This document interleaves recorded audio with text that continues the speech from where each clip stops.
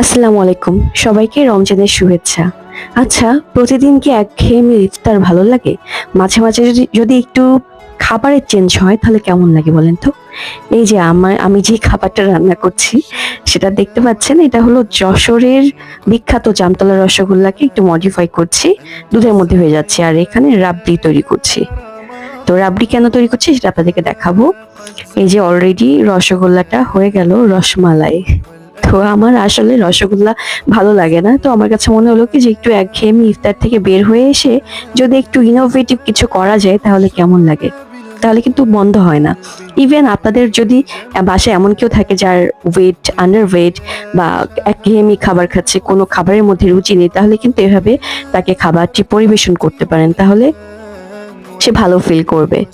এবার রাবড়ি বানাচ্ছি, দুধটা একদম জাল দিয়ে অনেক কমিয়ে ফেলতে হবে। এটা আধা লিটার দুধ ছিল, এটা কমিয়ে অনেকক্ষণ ধরে জাল দিচ্ছি। আর সাইডে যেন লেগে না যায় সেদিকেও খেয়াল রাখতে হবে। যতটুকু সম্ভব করছি। তো এই যে রসমালাইয়ের ফাইনাল লুক, লাস্টের দিকে একটু চেরি ফল দিয়েছি।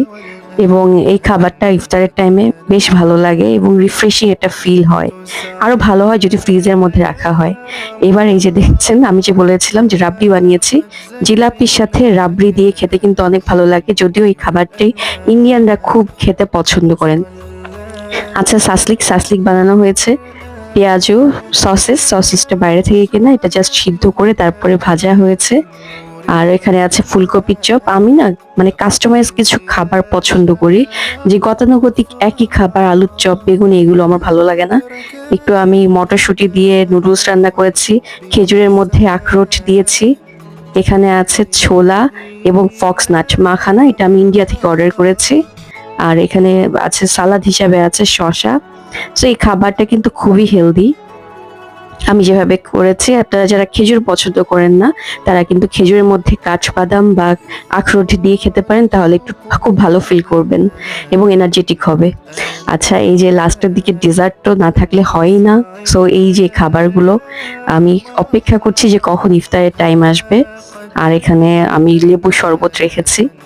তো ট্যাংও আমার কাছে ভালো লাগে, বা লেবু শরবত, যেটা খেতে পছন্দ করেন। তো আপনারা বাইরে এভাবে করে, যখন আপনার ঘরের মধ্যে এভাবে রান্না করবেন তখন কিন্তু এভাবে করতে পারেন, তাহলে আপনাদের বাসার সবাই খেতে পছন্দ করবে। আমার ভিডিও ভালো লাগলে অবশ্যই লাইক, কমেন্ট এবং শেয়ার করতে ভুলবেন না। আসসালামু আলাইকুম।